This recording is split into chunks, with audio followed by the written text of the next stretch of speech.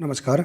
आइए आज हम इस वीडियो के माध्यम से एड ग्रेड अभ्यास पुस्तिका कक्षा 6 विषय सामाजिक विज्ञान देखिए इस प्रकार से एड ग्रेड प्रश्न उत्तर पुस्तिका हमें प्रदान की गई है।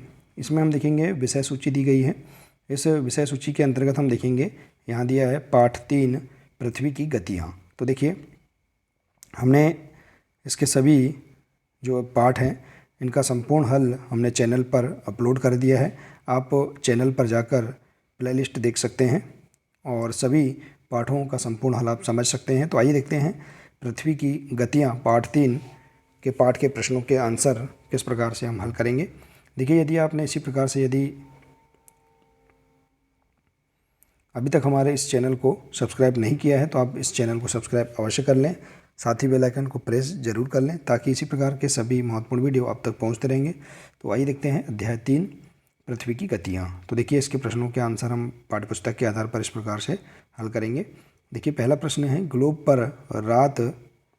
पर रात दिन को विभाजित करने वाले व्रत को क्या कहते हैं। तो इसका आंसर आप देख सकते हैं भूगोल की जो पाठ्यपुस्तक है उसके पृष्ठ क्रमांक 19 से आप इसका आंसर देख सकते हैं। तो इसे हम कहते हैं प्रतिदीप्ति व्रत कहते हैं। अगला प्रश्न है पृथ्वी की गतियों का वर्णन कीजिए। तो देखिए इसे हम देख सकते हैं पृष्ठ क्रमांक 19 में भूगोल की पाठ्यपुस्तक से। तो पृथ्वी की गति दो प्रकार की है, घूर्णन एवं परिक्रमण।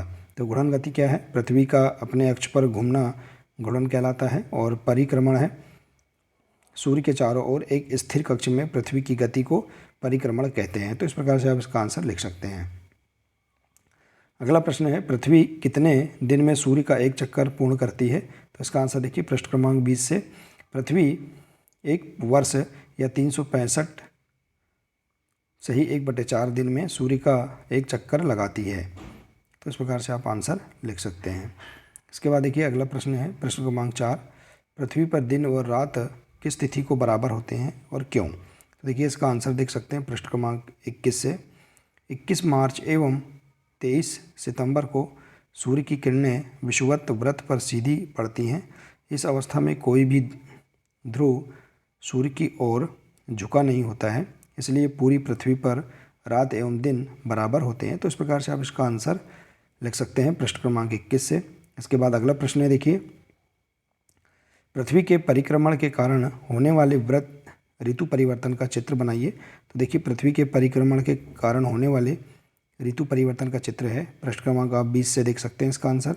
इस प्रकार से आप चित्र बना सकते हैं। देखिए पृथ्वी का परिक्रमण एवं ऋतुएं का चित्र इस प्रकार से आप बना लेंगे।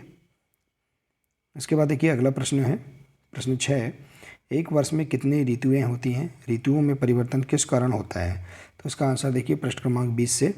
सामान्यतः एक वर्ष को गर्मी, सर्दी एवं बसंत एवं शरद ऋतुओं में बांटा जाता है।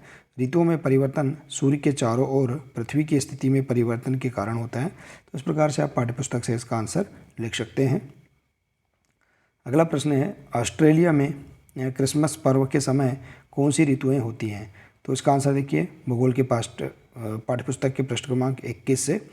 ऑस्ट्रेलिया में ग्रीष्म ऋतु में क्रिसमस का पर्व मनाया जाता है। तो इस प्रकार से आप आंसर लिख सकते हैं ग्रीष्म ऋतु। इसके बाद अगला प्रश्न है प्रत्येक चौथे वर्ष फरवरी माह 29 दिन का क्यों होता है, समझाइए। तो देखिए आंसर पृष्ठ क्रमांक 20 से। प्रत्येक चौथे वर्ष फरवरी माह 29 दिन का होता है क्योंकि वर्ष जिसमें 366 दिन होते हैं उसे लीप वर्ष कहा जाता है, अतः इस वर्ष में फरवरी माह 29 दिन का होता है। तो इस प्रकार से आप आंसर इसका लिख सकते हैं। इसके बाद अगला प्रश्न है पृथ्वी पर उत्तर अयनांत एवं दक्षिण अयनांत की अवस्था कब होती है।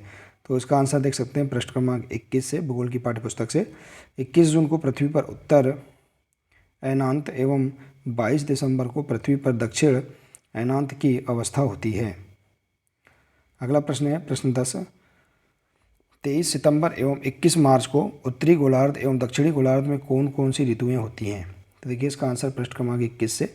23 सितंबर को उत्तरी गोलार्ध में शरद ऋतुएं जबकि दक्षिणी गोलार्ध में बसंत ऋतुएं होती हैं और 21 मार्च को स्थिति इसके विपरीत होती है जब उत्तरी गोलार्ध में बसंत ऋतु तथा दक्षिणी गोलार्ध में शरद ऋतु होती है। तो इस प्रकार से देखिए आप इस पाठ के सभी 10 प्रश्नों के आंसर अपनी पाठ्यपुस्तक के आधार पर आसानी से कंप्लीट कर सकते हैं। देखिए इस प्रकार से हमने पाठ्यपुस्तक से ही सभी प्रश्नों के आंसर बताया है, तो आप इस प्रकार से सभी प्रश्नों के आंसर हल कर सकते हैं।